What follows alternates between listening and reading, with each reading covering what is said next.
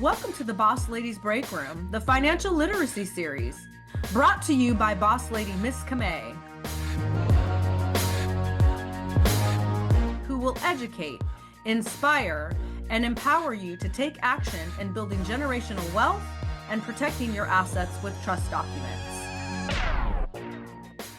Welcome to the Boss Ladies Breakroom. Welcome, everybody. Thank you so much for joining me today. We don't just talk business here. We protect our peace, our power, and our paper.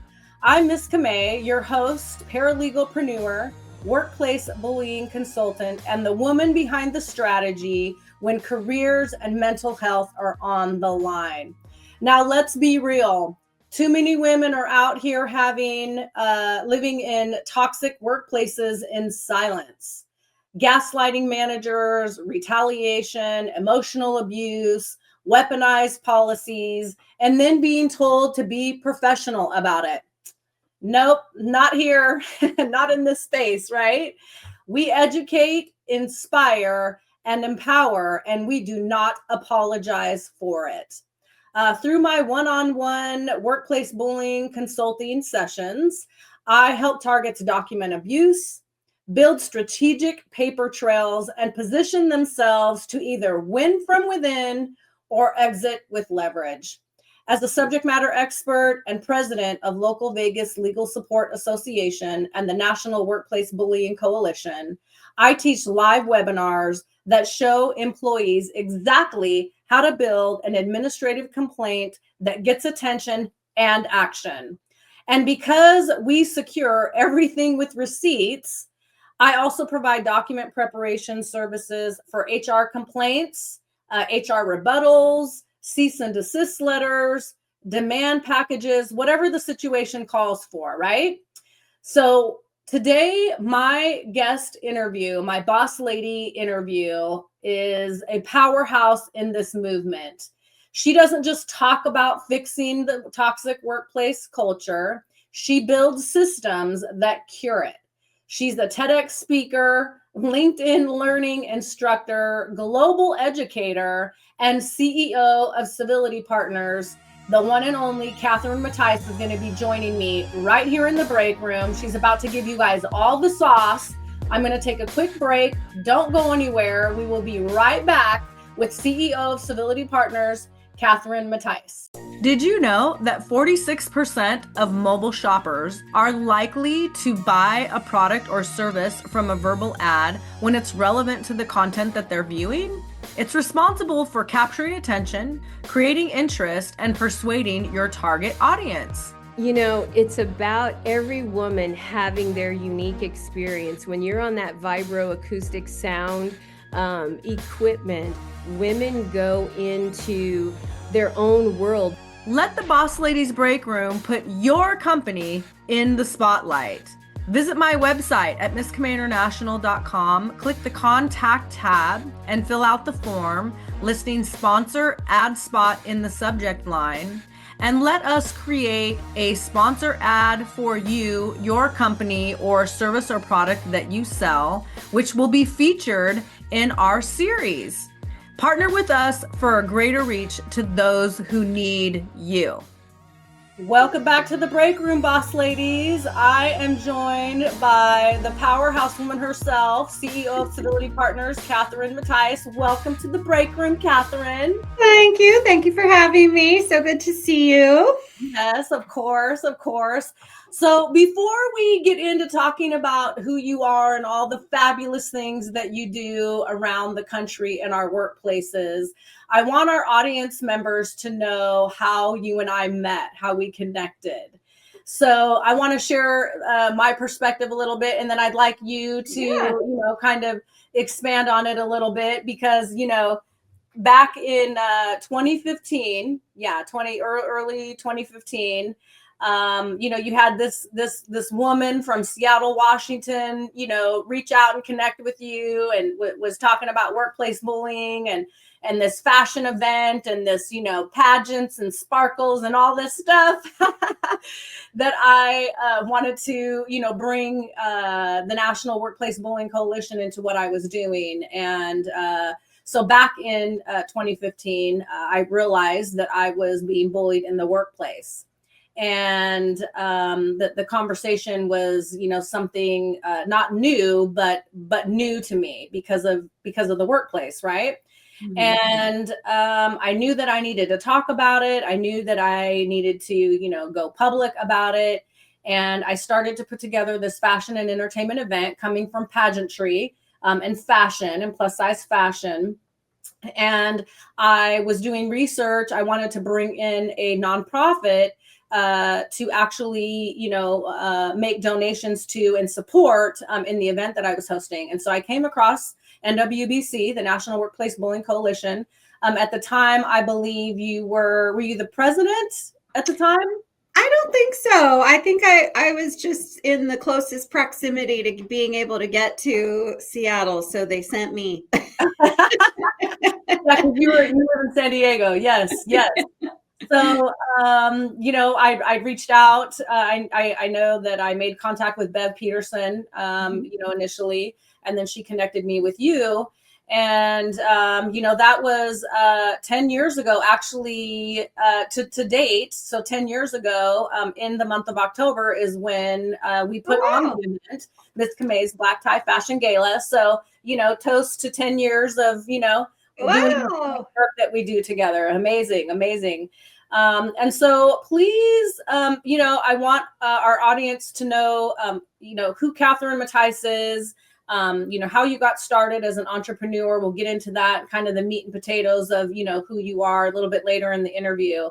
But talk to our audience about your experience with workplace bullying. Where did this all start for you? Yeah. So I was internal HR, director of HR, and there was another director at this organization. So we were peers. He was not my boss. And he was a bully. And I experienced firsthand being bullied. I definitely was on his list. And then as HR, I was also getting all the complaints and spending the time hiring into his department and then dealing with people leaving once they figured out who he was and hiring more people in, and just really got a front row seat of the damage and the lack of ability in the leader, the president, to really step in and address the problem, which is often part of the recipe, right? That this person is allowed to act that way because there's some conflict avoidance going on from everybody else. Yeah. So how did it, start to directly affect you? Yeah. So I worked there for 5 years, and, I'm a high performer. I work hard. I'm perfectionist. I was really great at my job. And I just started not wanting to go. And I started sort of feeling about the president, who otherwise was a really great boss. This one problem, though, really took over everything. And I started feeling like, well, if you're not being very loyal to me, then why should I be loyal to you? Like, you're not willing to stand up for me. Why would I work hard for the company? And so I just started getting really lax in my work. I started showing up late, leaving early. When I was there, I wasn't even really working. And, you start to try to find ways to get power in other ways. If you can't get that direct power of like, stand up for me or let me stand up for myself. I think there's some of that too. It just really took a toll on me. And by the end, I was pretty depressed. I remember I had a sign over my alarm clock that said, "Get up," that I had written, kind of like, you have to get out of bed. Yeah. Eventually, and see, the boss was conflict avoidant. So he let me go on like this for probably way too long. And one day he came in my office and he sat down and he was just like, "What's up, Catherine? What is going on?" And I burst into tears and I was like, "You know what? I really hate this person. It really bothers me that you won't step in." And I'm like, I was in grad school at the time. I'm like, I've been just trying to hang on until I graduate and then I plan to leave, but I clearly need to leave if you're in here having this conversation. And I felt a lot of shame. I've never been fired or anything, but I said, "Let me put in my 30-day notice. Clearly this isn't working." And he said, "If you're that unhappy, you should leave right now." So I was basically fired. And he said, "I'll give you good references because I know you could be really great, but and it was just time for me to go. So tail between my legs, collected my things, and went home and realized just how much it was bothering me, because as I drove home, as scared and unhappy and ashamed as I was, really and truly the colors were brighter on the billboards and the cars, and like the sky seemed bluer, and it like literally my vision got better driving home. I remember that very distinct feeling driving through the neighborhood that I lived in. Yeah. So it was like even my vision was sort of impaired in a way. Yeah. It was not a good moment for me, but here I am. Yeah. So I'm really glad that you touched on that, because workplace bullying is a form of abuse. Yep. And a target who is being bullied in the workplace is absolutely suffering and is experiencing mental health issues that they may be completely unaware of, right? I'm sure in the work that you do even today, that's a common story, right? Yep. I had that experience as well. I was like going to work, doing what I was supposed to be doing, thinking that, oh, my bully just didn't know her job, and she was a new lead attorney in the office, et cetera, et cetera. And so it's like this gradual effect that it has on you. And so for you, when you had that realization that day, driving home through your neighborhood, what did that tell you about what, I don't want to say what was happening to you? What did it tell you? Yeah. Well, it's a piece of advice I give now from my own experience to this day. I always tell people who feel bullied when they're telling me about it, just know that however you feel right now, it's way worse. And you just don't know that. And you won't notice it until you leave. And so, because we try to hang on, put our head down. And so that's what I realized is like, here, I'd been depressed. I'd been showing up late. I'd been like, obviously there were lots of signs that I wasn't doing well mentally, but it wasn't until I left that I realized just how bad it really was. So I always say that to people, whatever you feel, it's at least 50% worse than you're giving it credit. So it is, it's abuse. And then it's so hard. I think part of it too is like, if you're, not that domestic violence is any better, but like if you're getting punched in the face by a partner, everyone around you is going, leave. What are you doing? Let me support you. How can I help? But at work, it's silent because we're at work and you're just supposed to suck it up and be an adult. So it's almost worse in a way of like everyone's expecting you just to hold on and suck it up and have thicker skin. And we would never say that to a girlfriend who's complaining about a boyfriend who's being abusive, or anything. And so there's just this added loneliness there. I can relate. I can absolutely relate. Let me ask you this. How did you address your mental health issues at that time? Is it, and then have you continued, addressing your mental health? Yeah, at the time, I'm going to be totally honest, drugs and alcohol is how I addressed my mental health. I don't use those anymore, though on occasion I probably have too much wine. I'm a big proponent of therapy. I mean, I've been seeing a therapist every third Thursday for, it's every 3 weeks on a Thursday at 2:00. It's a standing appointment. Nothing gets in the way. We don't move that appointment. So I think, and I just to add to the conversation, just got through a nasty divorce. And part of that divorce was realizing as I was coaching people engaging in bullying and giving them this feedback from interviews, I'm reading the feedback to them, realizing this is the same feedback I have for my husband. And I think people around him, like, I don't think I'm the only one. And so there was this whole other component of realizing I was married to somebody who bullied me. And that took a while. Once I had that realization, it took me about 3 years to really like say it out loud to people and like admit it, because that was also very shame provoking. Anyway, I've been in therapy ever since like that realization And so trying to stay away from them bullies. Yeah. I try to help them. Yeah. I think that's great, that you make that connection, right? That when bullying in the workplace tends to, I guess, show up more or maybe get our attention because, it's work, right? And we have to work. But when you really step back and look at your relationships, the relationships that you have around you and the behaviors and the treatment that you are tolerating around you is similar, and you have built, relationships with similar type of behaviors and people. Yep. Is that fair? Would you say that's fair? I would. Yeah. I think what happens and at work or in any of this is that I always kind of compare it to a scary movie. We all have different levels of tolerance for scary movies, right? I like a good psychological thriller, but I don't have tolerance for the Texas Chainsaw Massacre. Other people think that's great.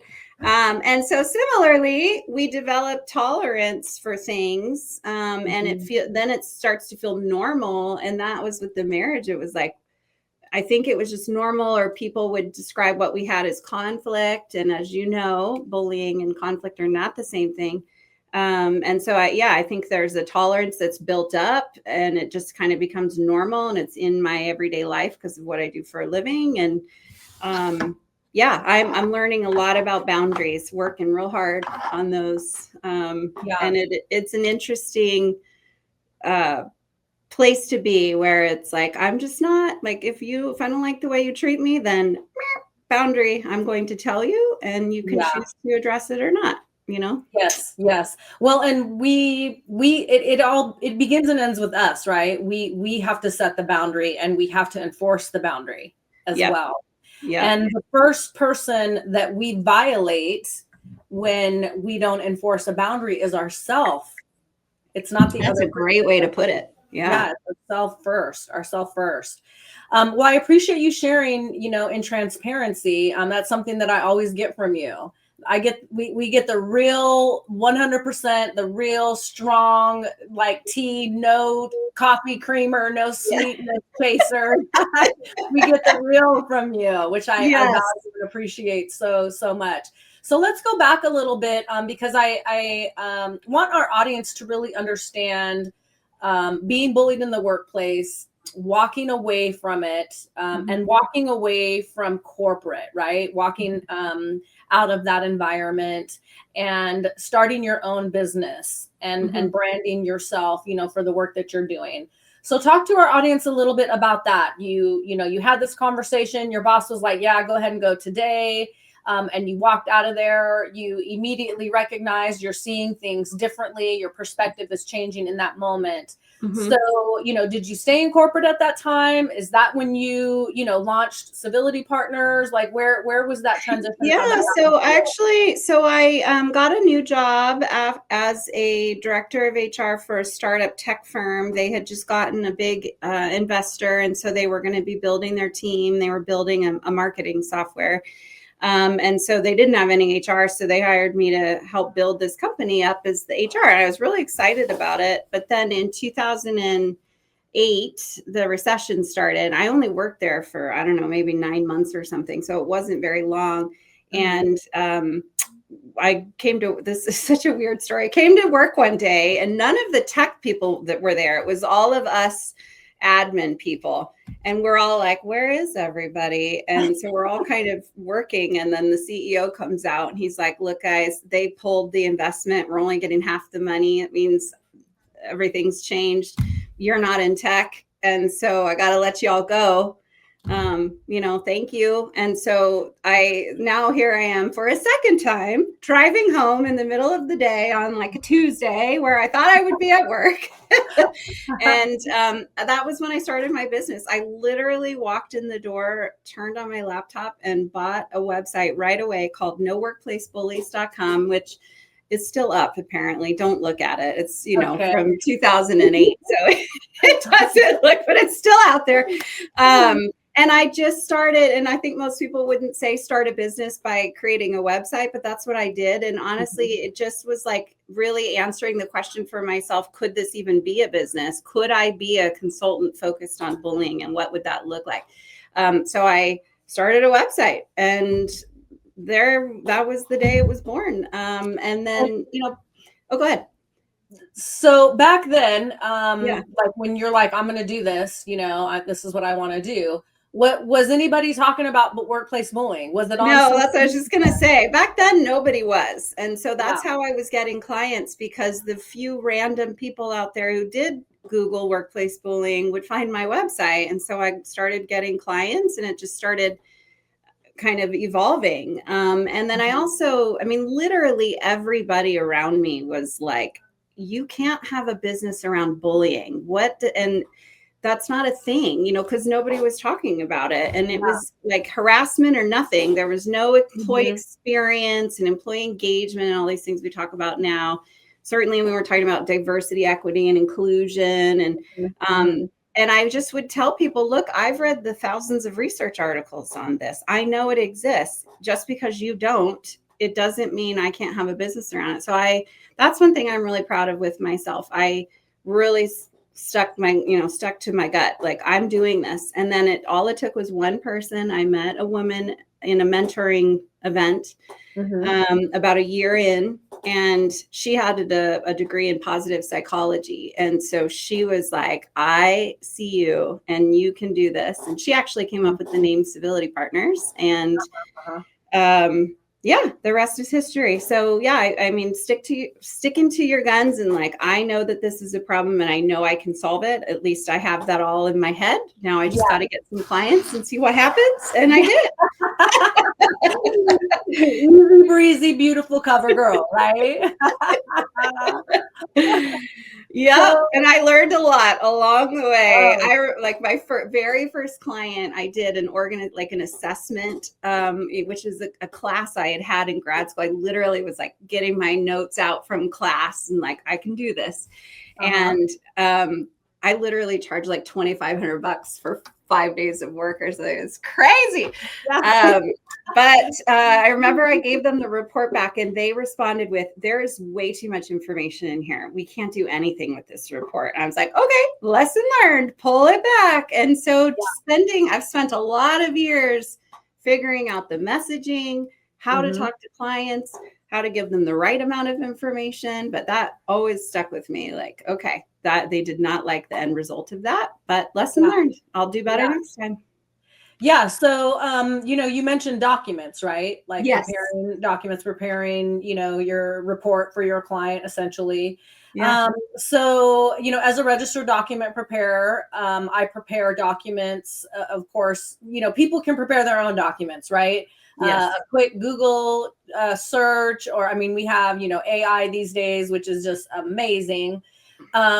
But talk to our audience about the importance of your business documents. Like you said, you were kind of learning as you went along, right? So establishing your business entity and the documents you had to fill out for that, insurance, your contracts, your agreements when you started, acquiring clients, the documents, and there's legal documents, business documents, estate planning documents, it's just the world is just voluminous, right? Yeah. So talk to our audience about, maybe a memory that you have when you needed a document for your business and you didn't have it and you had to go find it or had to have somebody help you, prepare this document. How important were the documents aspect of, you starting your business and continuing it? Yeah. Well, I can tell you that I did a lot of that myself, which was wrong, because it would like bite me in the ass with taxes. And I like my first contract, I'm going to admit something terrible. I like borrowed it I was a subcontractor on somebody else's contract. And I like took it and rearranged it myself and made it like, that was pretty dangerous in hindsight. A, to kind of plagiarize, and B, I didn't know if it was legally enforceable, or, I'm, 28. I'm not a lawyer. I'm not a paralegal. So getting yourself set up for success. And I think, or I know a lot of times when you first start a business, you feel like I shouldn't spend money on that. This is something I can do myself or what have you. But there are just certain things you spend money on so that you're set up for success, because you might save money with ChatGPT, but then when something goes wrong, you're going to be real bummed. Yeah. Like where do you go from there, right? Yeah, I have lots of memories of like, oh, that was not right. Okay. Well, okay. and back then you didn't know Miss Camay back then. So I did not. If you did, like it might have been different. Yes.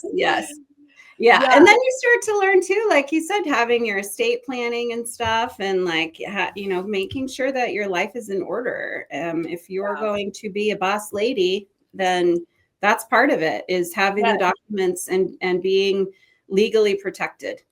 Yeah. Great comments there. I think that, thank you for that so much. Very, very important for sure. And then something too, when you essentially have, the correct document prepared, right? You can essentially, you don't have to reinvent the wheel in your business, right? Right. So, you always update your documents because law's always changing, especially with contracts, and business documents, insurance, making sure you have business insurance for the type of business that you have. So you're protected, the consultant. Yep. But, once you have your wheelhouse essentially of your essential documents, you have them. So to pay for document preparation services essentially one time, you are now creating your wheelhouse. You now have this document. You might want to check it, at least, every year minimum, maybe a semi-annually essentially. But is that fair? Would you agree with that? Like once you have your wheelhouse, you have it. Yeah, for 100%. And then every once in a while, for example, with our client contract, like something will come up with the client. It's like, ooh, our contract doesn't address this. And then we got to go back and, get that updated and what have you. So, but yeah, now that we have everything, I'm not spending a bunch of time and money addressing it. Whereas, back to previously, it does cost a lot of time to do things on your own because you do it wrong, or you talk to somebody else and you realize, oh, maybe I should have done it that way. Oh, you have that? I don't have that. I guess I should go. And it's like, just get Miss Camay, like, here's what you need. Yeah. And then you're set up and you can sleep at night and focus on your business. Yeah. Great plug there. Great plug. I appreciate it so much.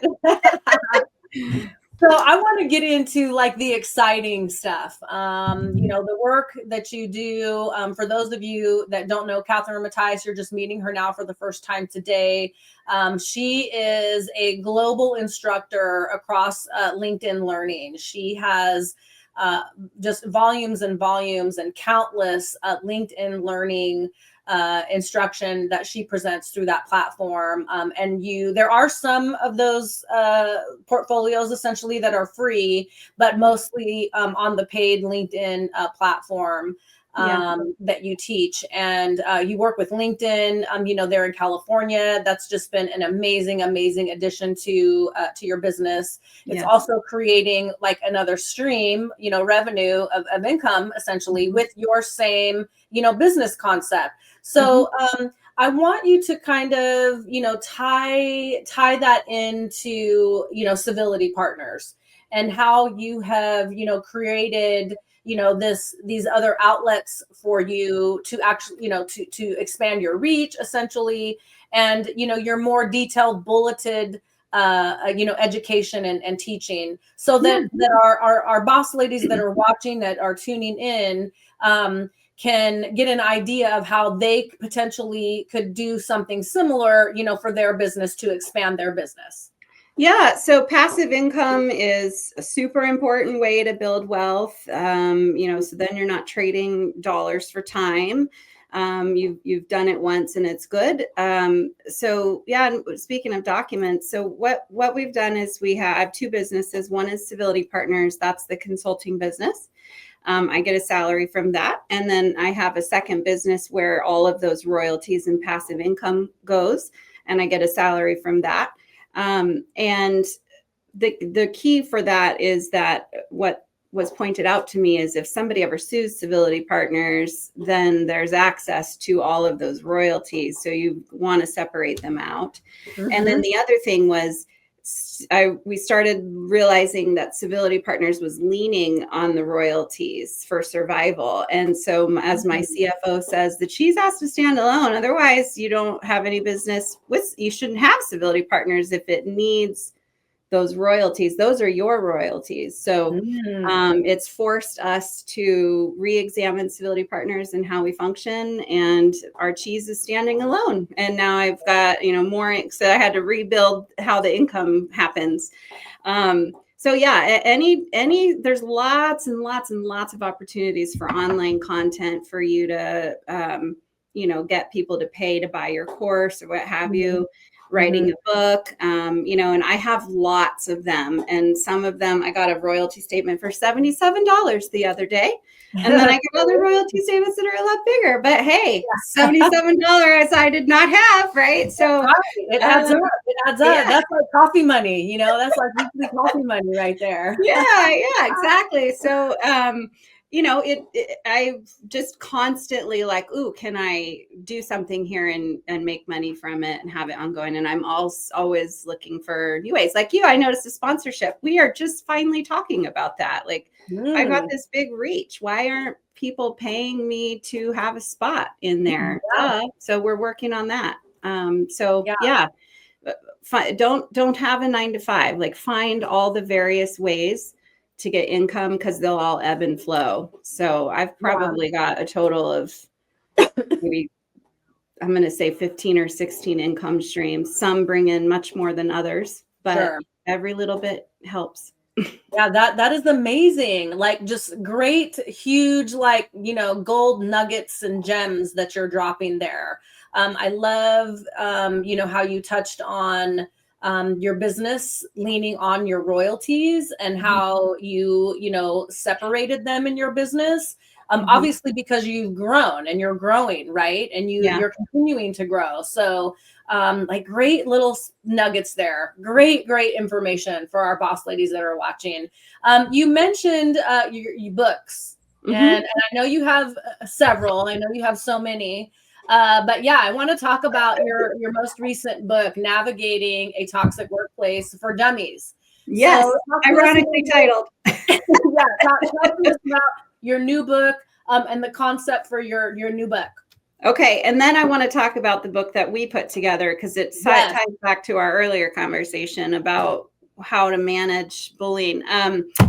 So Wiley reached out to me and asked me if I wanted to write a book. And so the way they work apparently is they decide on titles that they think would sell, and then they go find authors to write those titles. And I just remember I got the email about it and I was so excited. Yes, I want to do this. And so when on my very first call with Wiley, I asked her, are you looking at other authors too? Do I need to prove that I'm the one? And she said, no, I want you to write it. Are you want to write it? Yes. You had me at the email. We didn't even need to have this call. Dummies is obviously very iconic, and it basically, so I wrote a book right out of graduate school called Back Off, and I was actually starting to write the second edition because that was so old. And then they asked me about this, and this is basically the second edition of that first book, Back Off. With 16 years of experience on top of everything I knew back then and everything else I've learned. So it was actually really easy to write. And kind of back to our conversation around abuse and what it does to you. They asked me to write this right as I was finalizing my divorce. And I am positive it would have been a lot harder to write if I was still not divorced. Something about, we've been separated for a while, but something about having that paper and like it's over frees you up. And that divorce was very toxic since it was from a bully, and not a great experience for me. So just another example of how abuse can really harm you and your ability to function. I wrote it in 4 months, and there you go. Amazing. Well, what does the book teach people? What does it help people with? Like if somebody's going to buy that book, what are they going to get out of it? Yeah, so it's really written for individuals. So if you're in an organization and you're feeling like it's toxic, be it bullying or gossip or any type of bad behavior that's making you not feel great, there's a lot in there for you about how to speak up for yourself, how to prepare to talk to HR, some things to think about before you go and do that. How to be kind of a positive influence, even if you're not leading anybody. And then the other part of the book is for managers and leaders in HR. That's really the culture consulting part of how you can make a change.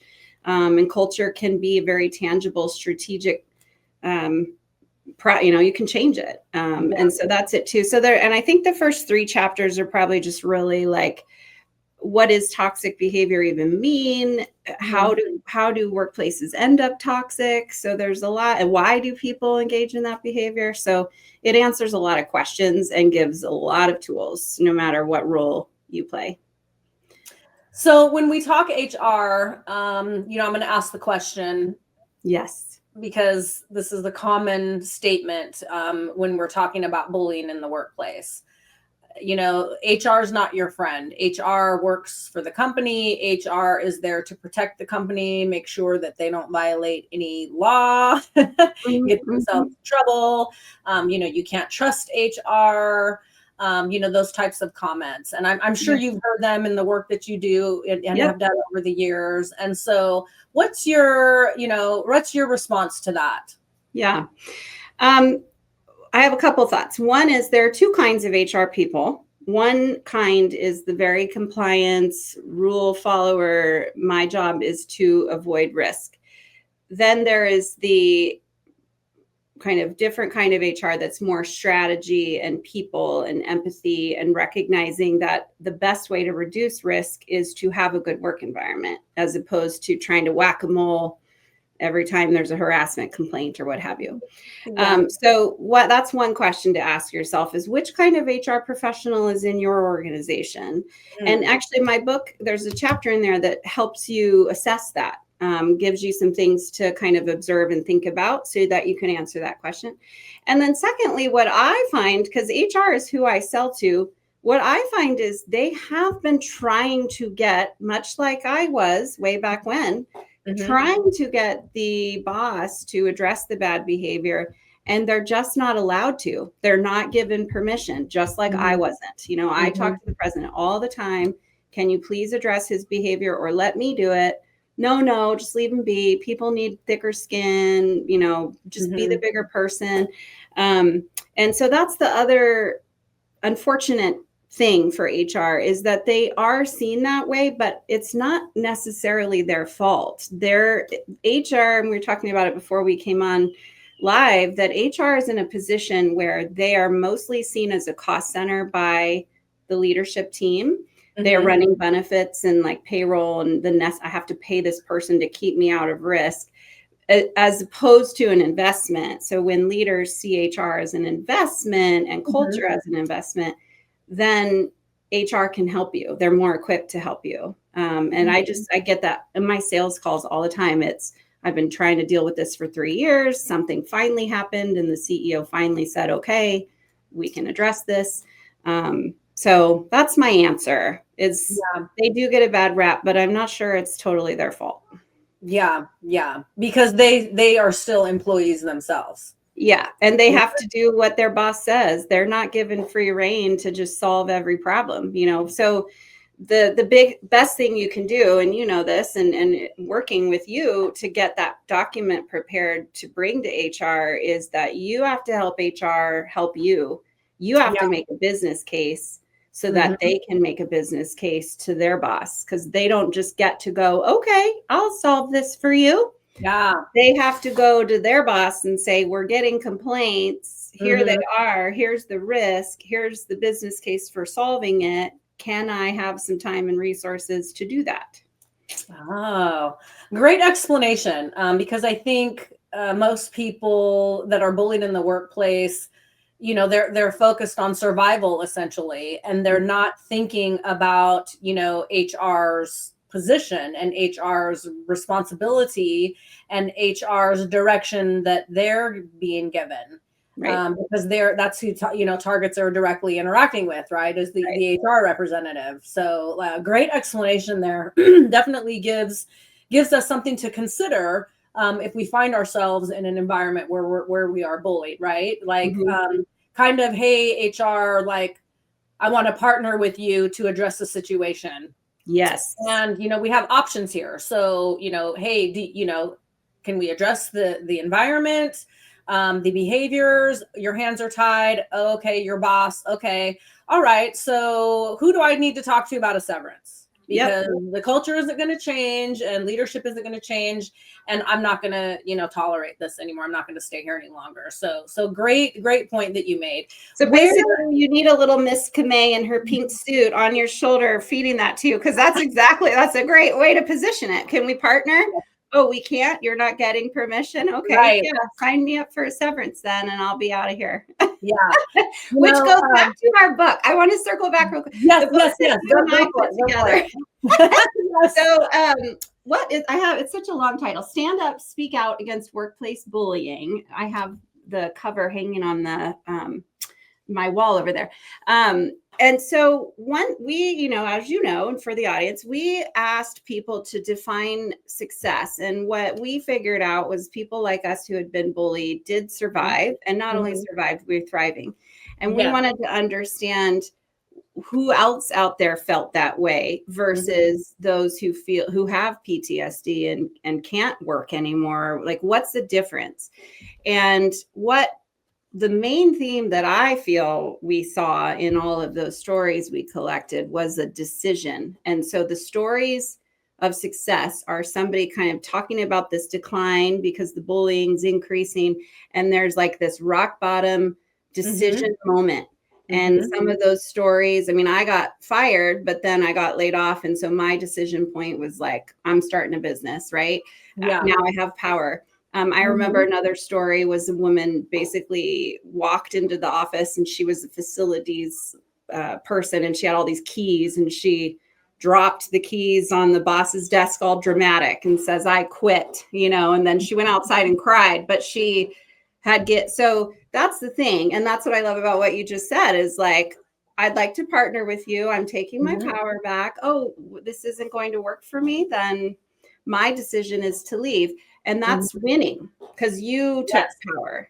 Yes. Leaving is not quitting or losing to the right. goals. Yes, absolutely. It absolutely is not. And in my consulting work,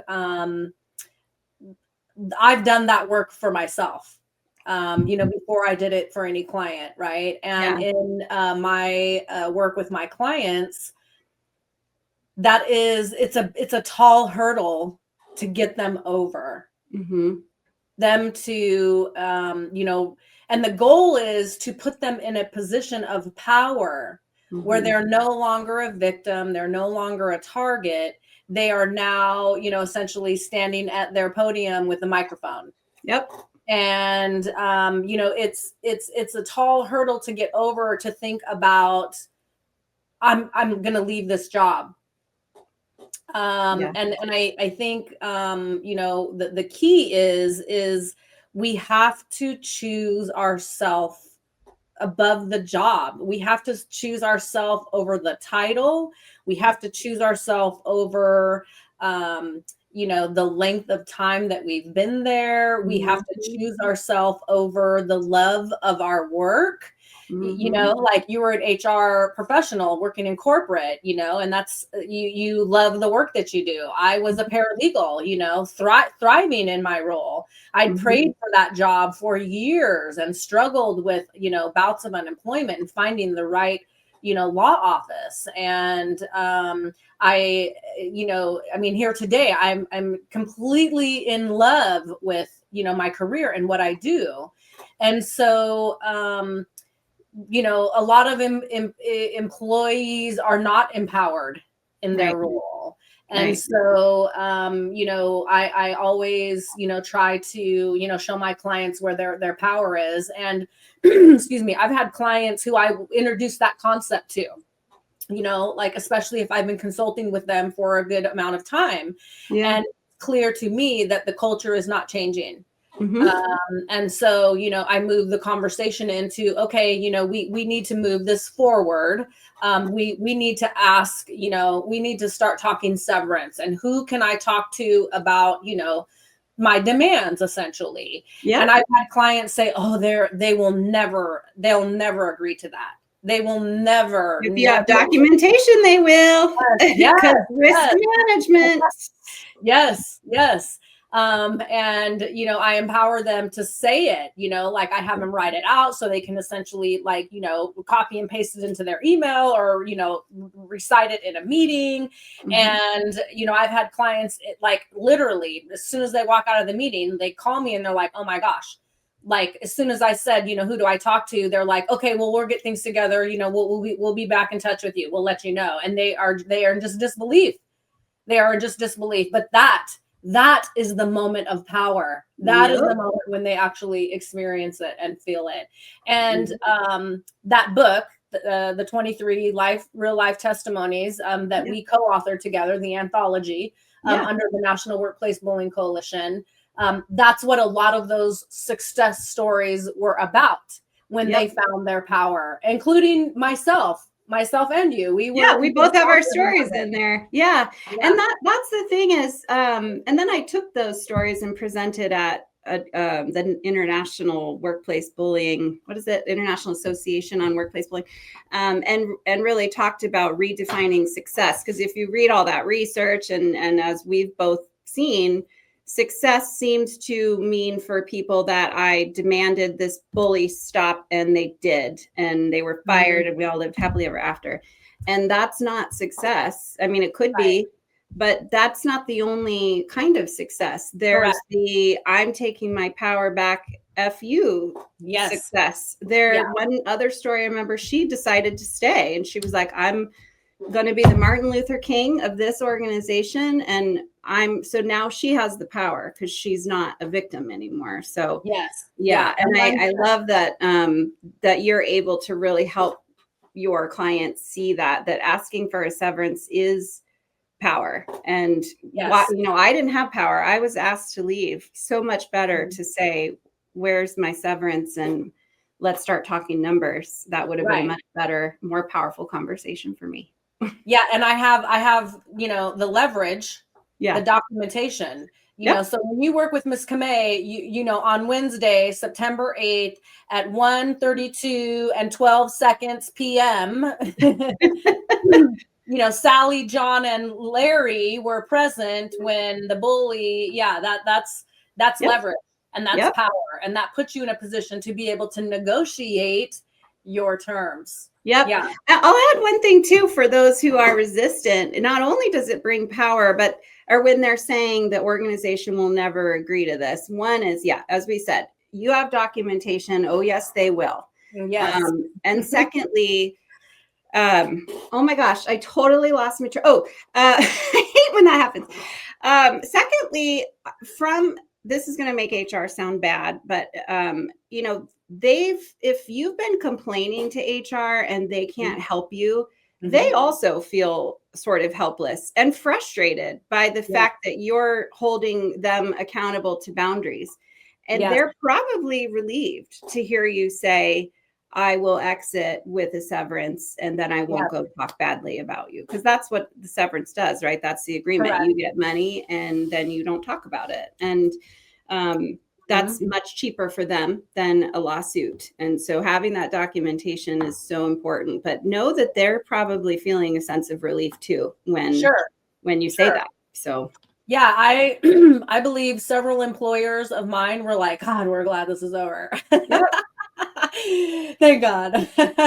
So just, kind of as we close here, I've got your top 5, financial literacy tips that you want to share. But just real quickly, Catherine, what can an organization or an HR individual or potentially, a target that's being bullied in the workplace, what can clients expect when they work from you, when they work with you, when they're consulting with you? What kind of services, what kind of support, what kind of direction can they expect to get from you?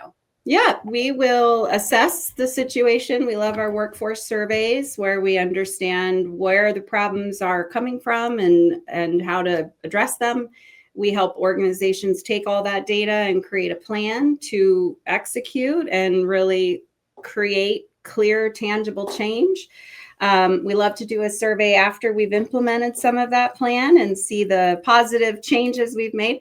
We also do lots of training, and we also specialize in coaching leaders accused of bullying, often on the heels of a hostile work environment complaint where it wasn't, technically unlawful behavior, but it's still high risk. So those are the things that we do. What you'll get from us is direct information, and we're not going to BS. We're going to be honest with you. We're going to be empathetic with you. And we care very much about the mission that we have, which is to create work environments across the globe where people feel respected and valued. That's very important to me and all of us. So you will get every last ounce of our energy to help you get to that place.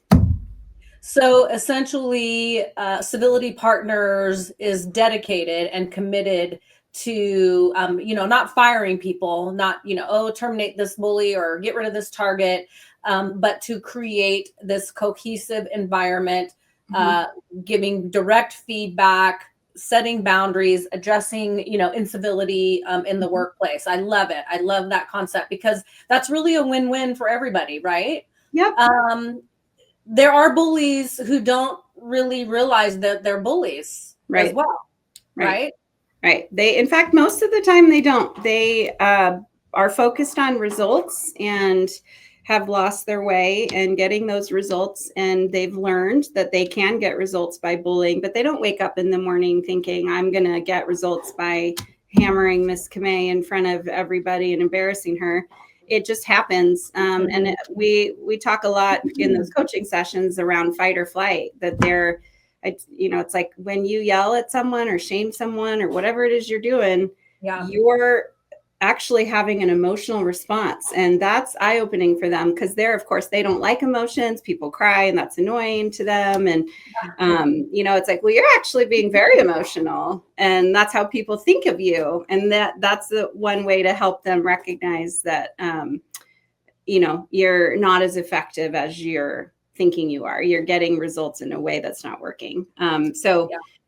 They're generally, I've had a few potential psychopaths as I've coached along the way where they just didn't care about the feedback or how they were perceived. And then it's like, well, then you're not a non-human and I can't help you. But, 99% of the time they are really appalled at the feedback that I give them when I've interviewed people. So, yeah. Well, and if we could live in a world where, people were getting, more real tangible feedback, right? And actually like considering it, listening to it, hearing it. Yep. How much better would the world be? Yep. And that's why the systems it's not like we like to villainize the bully, but the organization hasn't been holding them accountable, probably doesn't have great feedback loops, or their performance management system's broken, and that's why it's been allowed to go on. And there's a lot of things the organization is doing or not doing that's facilitating the behavior and even rewarding it. Yeah. Great point there. Great for our audience to know. So let's get into it in closing. Excuse me, really quickly. We're here to educate, inspire, and empower our audience. This is the financial literacy series. So talk to us about your top 5 financial literacy tips that you're sharing with us today. Oh gosh, I have to pull them up. I don't remember. I have them for you. You'll have to read them to me. I know one of them, which circles back to what we said, is having the right people to guide you. Don't do things on your own that you have no business doing. I'm not allowed to go in QuickBooks. I'm allowed to go in QuickBooks. I'm not allowed to do anything Okay. They have no business doing that because that's not my expertise. So That's right. That's right. That's right. So as your host, Miss Camay, Boss Lady Miss Camay, yeah. your top 5 Boss Lady tips. Number 1, find passive income. Talk to us about that. Yeah. Like I said, don't trade time for money. Then you're just using up your time. Find ways to do something once and make money from it after without having to do much at all. Yeah, let it run while you're sleeping, right? Yeah. Let it run. Count that dollar meter. Number 2, find the right financial advisor. Yes. So I'll say this. There's a lot of financial advisors that will sell you a 401k and then you'll never hear from them again. My financial advisor and I meet once a quarter and we talk about my goals and where we're at and are we closer or farther away. So finding an actual advisor, not just somebody who's going to sell you a retirement plan and you never hear from them again. So a very hands-on financial planner. Great tip there. Number 3, make friends with financially savvy people or document prep people. Yes. That you can learn from. That is, yeah. So I call her my CFO. She's kind of a CFO, life coach, business coach. And I happened to be in her neighborhood recently and we were going for a walk and she's like telling me all these things that she's going to be doing to build her wealth. And it's like, didn't know any of that, so I like to surround myself with people who can teach me something about life and being an adult and building my wealth. And I have another mentor. She's built a business and sold it. And now she does all sorts of cool things. She's always traveling and just doing entrepreneurial, wealthy people stuff. And she just throws advice out. And the way she says it is so easy. And I love that about her because, it's like, okay, I could do that. She doesn't leave you any room to push back on her. It's like, you just do that. And you're like, it's hard. And she's like, so what? Yeah. What's wrong with you? Do it. And just that whole so you're like, okay, I'm going to go do it. Well, and we don't need to build relationships with gatekeepers, right? Right. People right. who that's the crab bucket mentality, like the bottom is crowded because nobody wants to let anybody get up to the top, Yeah, that's a great point. Yeah. Hang on, be with people who will believe in you and encourage you, not tell you no. Yeah. Great. Number 3, right in the middle. I love that one. Number 4, pay attention to interest. And I'll just tell you, I pay interest on my house and on the car. That is it. Yep. We do not pay interest in this house on anything else. I mean, if I see an interest, even the word interest, I'm on the phone. What is this? How come? What for? I'm not in the business of paying no interest at all. Yeah. So talk to us about that. Yeah, that's something I've been learning a lot from my CFO. So not only to avoid debt, so you're not paying interest, but I have several high yield savings accounts as well. So then there's a lot of conversation of do I pay, I have a HELOC I had a retaining wall fail at my house. So I had to get a HELOC last year. And it's where, if I have a credit card and a HELOC, which one is more interest? That's right. Obviously the one you pay first. But then also, if I have money in a high yield savings account, is it earning more interest than I'm paying in the HELOC, for example? So do I need to pay the HELOC down right away, or I'm still actually making money because of that? So assessing the way things are balancing out is important. Yeah. Great point. Because there are certain situations where interest can benefit us, right? Mm-hmm. Yeah. Perfect. Okay. And your last tip for your 5 financial literacy tips, know your relationship with money and don't be afraid of debt.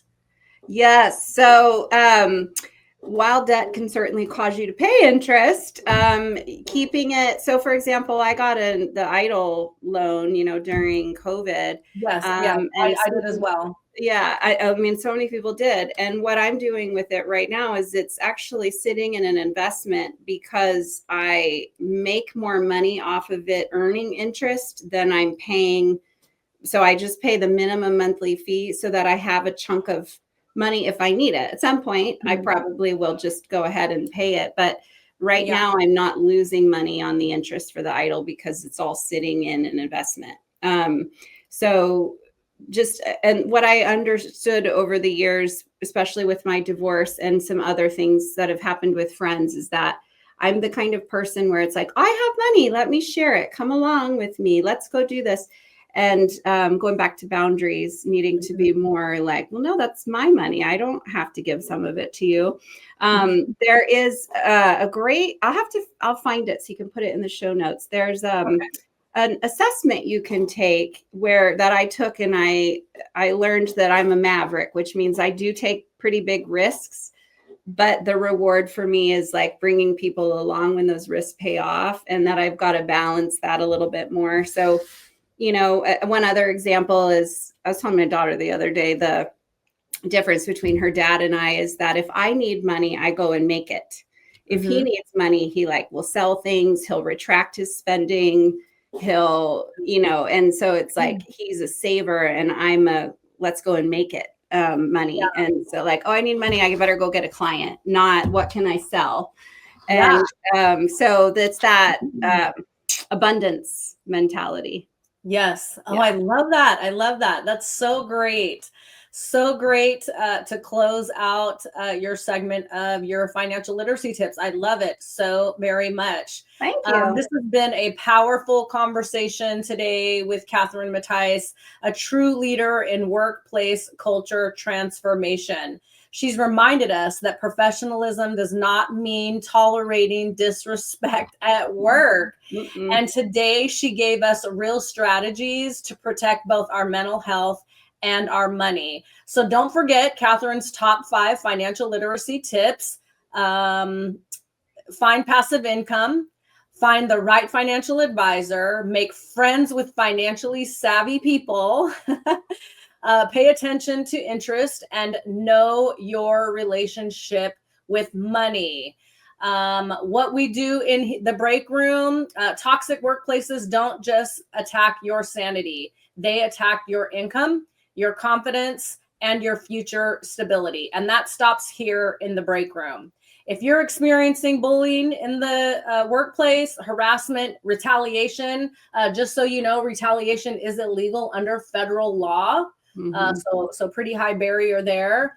Any sabotage that you're experiencing at work, a hostile work environment, please know that you are not alone and you have options. I'm going to take a quick break. When I come back, I'm going to tell you guys how I can support you in a workplace bullying situation. Thank you so much for joining us today, Catherine. I so appreciate you. It's been a great conversation. And here's to 10 more years together. Yes, 20, 30, 50 years of friendship. Yes. Thank you so much, Boss Lady. I appreciate you so much. Don't go anywhere, you guys. We'll be right back. Did you know that 46% of mobile shoppers are likely to buy a product or service from a verbal ad when it's relevant to the content that they're viewing? It's responsible for capturing attention, creating interest, and persuading your target audience. It's about every woman having their unique experience. When you're on that vibroacoustic sound equipment, women go into their own world. Let the Boss Ladies Breakroom put your company in the spotlight. Visit my website at MissCamayInternational.com, click the Contact tab, and fill out the form listing Sponsor Ad Spot in the subject line. And let us create a sponsor ad for you, your company, or service or product that you sell, which will be featured in our series. Partner with us for a greater reach to those who need you. Welcome back to the break room, everybody. In closing today, I want to let you guys know how I can support you if you are being bullied in the workplace. Book a confidential workplace bullying strategy session with me. You can go to my website, www.misscamayinternational.com. Click the book now on tab on my website, and you can schedule a consultation. Let's build a plan that protects you and your livelihood.